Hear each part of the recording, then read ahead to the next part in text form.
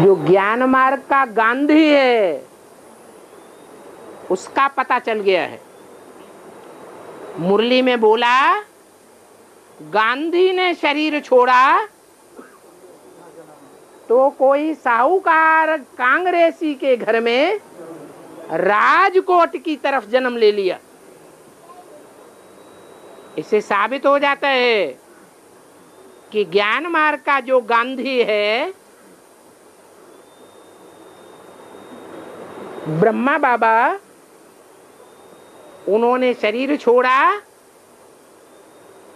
तो कोई साहूकार कांग्रेसी अर्थात ज्ञान रत्नों का कोई साहूकार कांग्रेसी है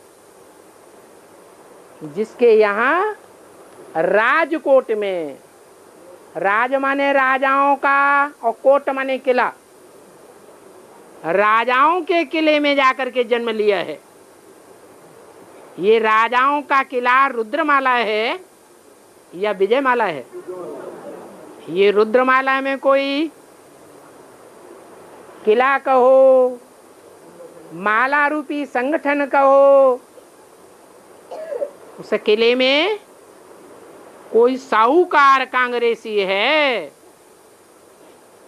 ज्ञान रत्नों का बड़ा साहूकार है, उसके शरीर रूपी घर में गांधी जी जन्म ले चुके हैं।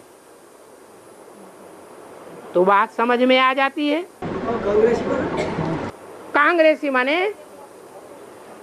संगठन के ऊपर कंट्रोल करने वाला, राजाई करने वाला। कांग्रेसी राजाई भोग रहे हैं या नहीं भोग रहे हैं? भोग रहे हैं। और योगी का साथ उल्लू जगत है, योगी का साथ, दसवीं का साथ उल्लू जगत है। हाँ जी, वो क्या होता है? लक्ष्मी ज्ञान धन देने वाली है। क्या देने वाली है? ज्ञान धन देने वाली है। लेकिन ज्ञान धन देने वाली लक्ष्मी जब एडवांस में आएगी तब ज्ञान धन देगी या अभी भी ज्ञान धन दे रही है? एडवांस में आएगी तब ज्ञान धन देगी। परंतु लक्ष्मी हो या लक्ष्मी का कोई ग्रुप हो, ब्रह्मा कुमारियां हो, वो दुनियावी रीत से जो साहूकार हैं उनके ऊपर सवारी करके बैठी है, या ज्ञान के जो साहूकार हैं उनके ऊपर सवारी करके बैठी है? हैं? दुनिया के जो बड़े बड़े साहूकार हैं उन साहूकारों के ऊपर ब्रह्मा कुमारियों ने कंट्रोल किया हुआ है, सवारी की हुई है, जिसकी यादगार शास्त्रों में दिखाते हैं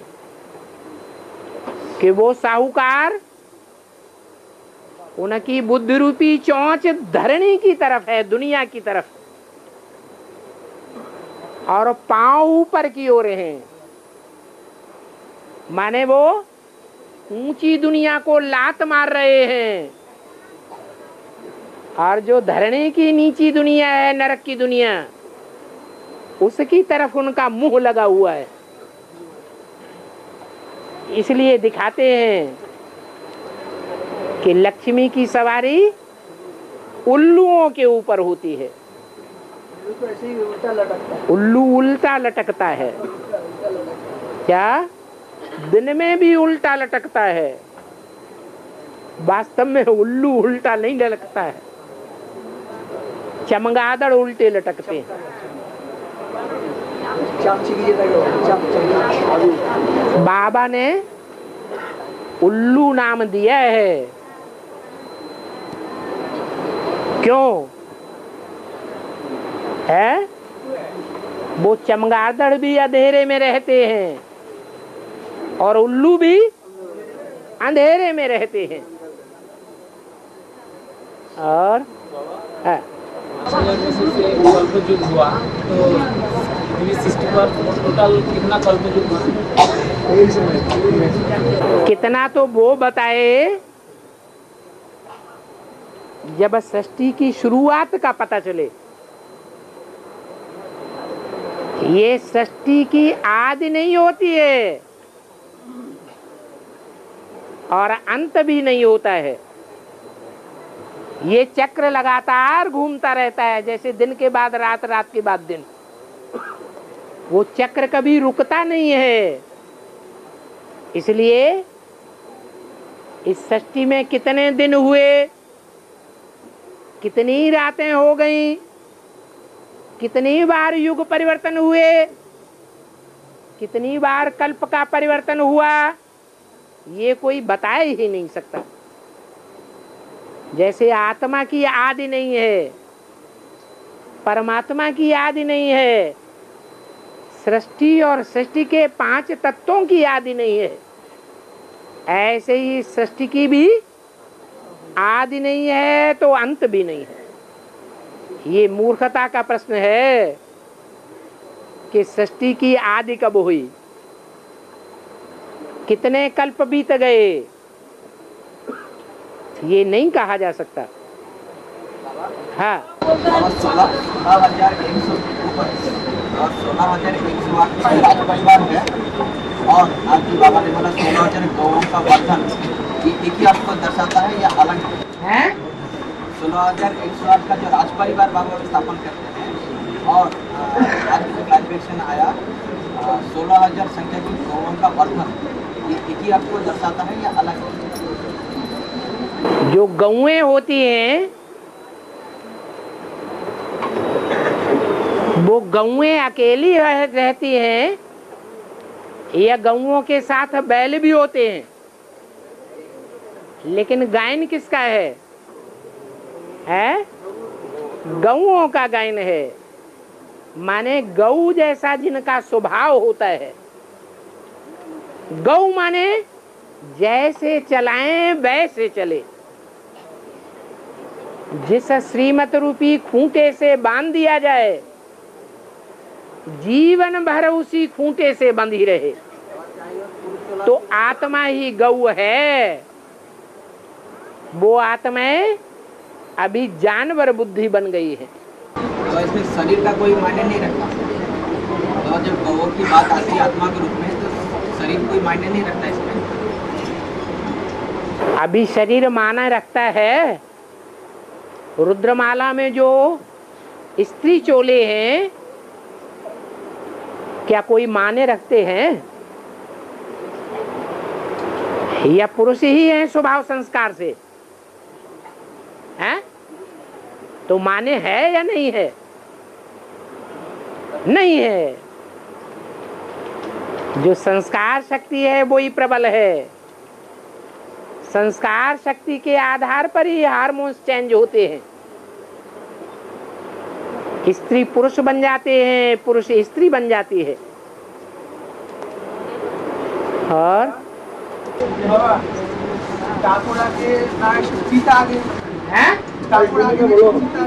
गरुड़ पुराण में दापर पहले दापर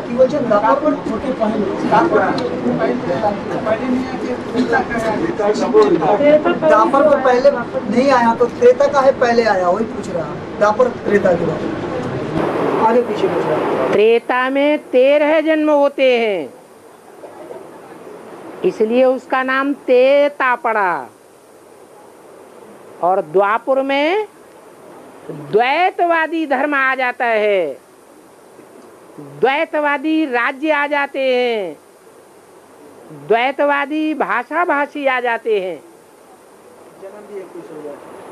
द्वैतवादी कुल आ जाते हैं, द्वैतवादी मत मतांतर आ जाते हैं। इसलिए उसका नाम द्वापर पड़ा है। द्वापर से जिनकी पैदाइश होती है वो दैत्य हैं। और सतयुग त्रेता में जिनकी पैदाइश होती है वो अद्वैत हैं। दूसरा धर्म नहीं, दूसरी भाषा नहीं, दूसरा राज्य नहीं, दूसरा कुल नहीं, दूसरा मत मतांतर नहीं। इसलिए वो अद्वैत देवताएं कहे जाते हैं। द्वैत से दैत्य पैदा होते हैं, अद्वैत से देवताएं पैदा होते हैं। और आधा में जाम, आधा में रैयत, इसका अर्थ क्या है? जाम राजा को कहा जाता है जो जमा रहता है। वो किसी के पलटाने से नहीं पलटता, उसके पलटाने से सारी सल्तनत को पलटना पड़ता है।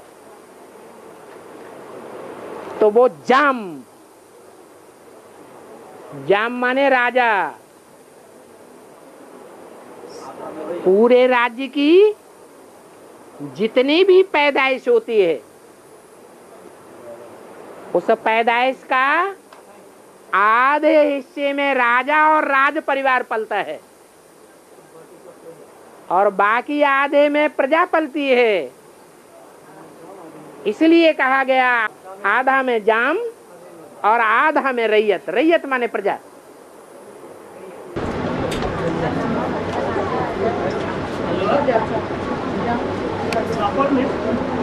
जो भगवान व्यास है वो शास्त्र लिखते हैं। तो यार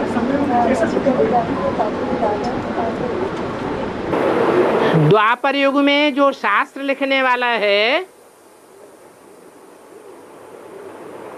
वो आत्मा संगम में होगी या नहीं होगी? और संगम युग में जो आत्मा व्यास की होगी वो आत्मा विशेष रूप से किस बात के लिए बैठेगी? आस माने बैठना, भी माने विशेष। और भी आत्माएं बैठती तो हैं लेकिन विशेष रूप से 100% नहीं बैठती।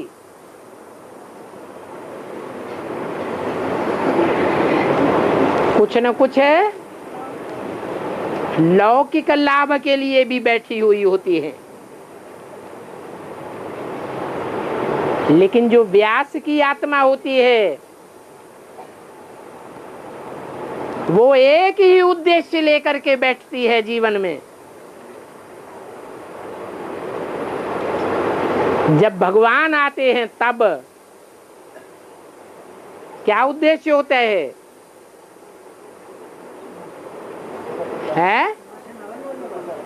हाँ, उद्देश्य होता है भगवान के कार्य में पूरे रूप से सहयोगी बनना। ईश्वरीय कार्य के लिए ही बैठती है, लौकिक लाभ लेने के लिए नहीं बैठती।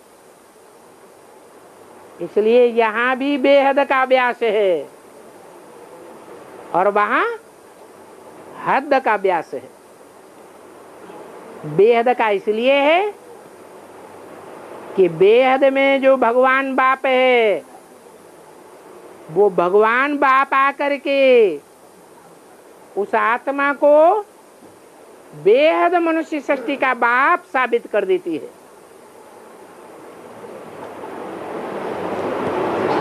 द्वापर युग में सब भूल जाते हैं कि मनुष्य सृष्टि का बाप कौन है। और व्यास वाली आत्मा भी इस बात को भूल जाती है या याद रहता है? भूल जाती है। इसीलिए सारा गड़बड़ होता है शास्त्रों में। और व्यास को वेद कहा जाता है। शिवलिंग के सामने एक बैल रहता है, इसका मतलब शिव बाप आते हैं संगम युग में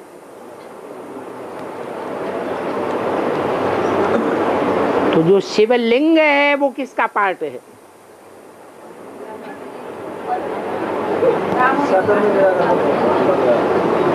कौन सी आत्मा का पार्ट है? राम वाली आत्मा का पार्ट है, जो मनुष्य सृष्टि का बाप है। और राम वाली आत्मा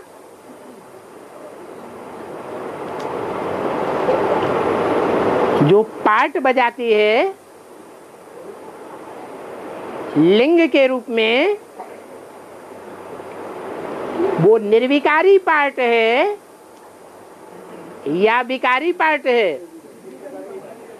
निर्विकारी पार्ट है।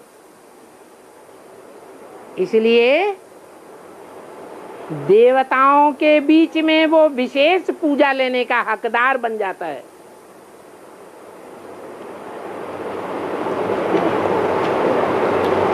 बाजू में बैल दिखाते हैं, वो बैल नाली की ओर मुख किए हुए है या दूसरी तरफ दिखाया जाता है? ये नाली किस बात का सूचक है? हैं? नहीं,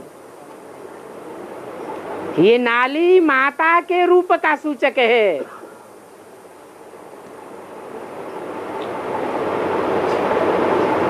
उस माता के सामने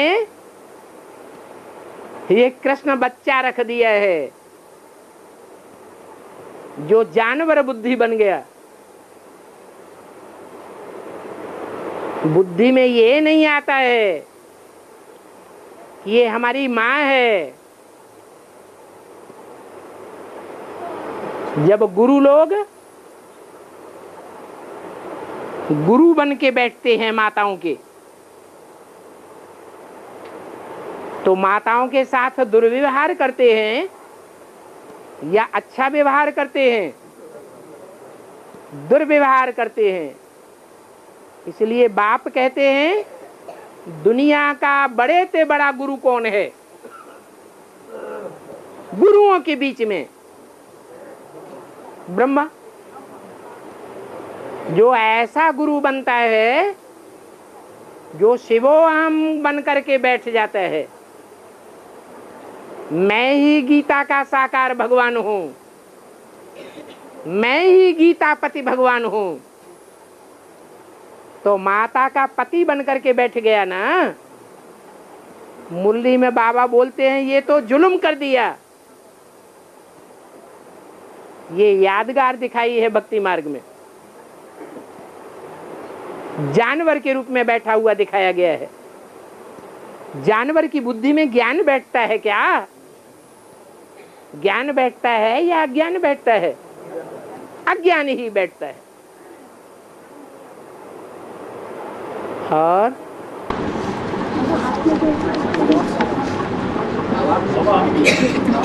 संगम युग में शिव बाबा जो माँ बाप का पाठ बजा रहे हैं, संगम युग में शिव बाबा का जो माँ बाप का मेहर के माँ बाप का पाठ है, तो क्या बच्चे उसका ऋण चुकता कर पाएंगे?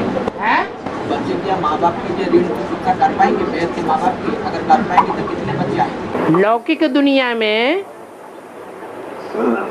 माँ बाप के ऋण से बच्चे मुक्त हो जाते हैं क्या? हैं? नहीं हो पाते। ऐसे ही ये बेहद के माँ बाप हैं, उनके ऋण से बच्चे वो ही मुक्त होते हैं जो धर्मराज की सजाएं नहीं खाते। नहीं तो सजाएं खा जाते हैं। धर्मराज की सजाएं कौन नहीं खाते हैं? वो अष्टदेव क्यों सजाएं नहीं खाते हैं? क्योंकि जब से ज्ञान में आते हैं तब से एक शिव बाबा दूसरा न कोई। बाप बाप नहीं, माता माता नहीं, हमारा बाप शिव बाबा ही है, हमारी माता शिव बाबा ही है, हमारा पिता शिव बाबा ही है, हमारा पति शिव बाबा ही है। सर्व संबंध एक के साथ 100% निभाते हैं। इसलिए धर्मराज की सजाओं से मुक्त हो जाते हैं। वो सारा ऋण चुकाए देते हैं ईश्वरीय सेवा करके। ऐसी ईश्वरीय सेवा जो दूसरे करेंगे तो जरूर माँ बाप के ऋण से मुक्त हो जाएंगे। अब आज तो ढेर सारा पड़ गए है, आज तो ढेर सारा पड़ गया। 1.5 घंटा हो गया। नहीं, ढेर सारा पड़ गया। तुमको तो मजा आता है।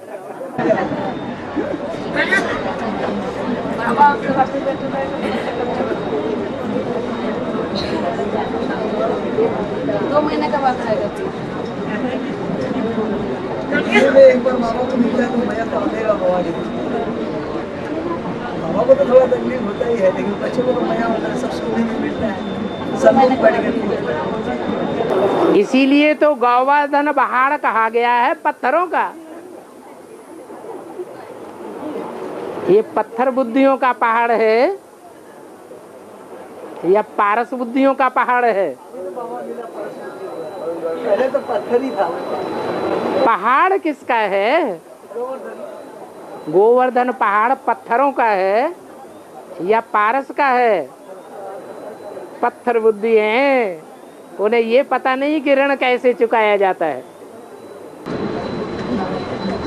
अभी अभी तो बोला है बाबा ने कि जितना सेवा करेंगे उतना ही ऋण चुकता होते जाएगा। जितने प्रश्न पूछेंगे उतना ही ऋण चुकता होगा। वो तो और बढ़ जाएगा। इसका पूछ लगी हुई है, पूछने का पूछ लगी हुई है, प्रश्न में पूछेगा इतना। ओम शांति।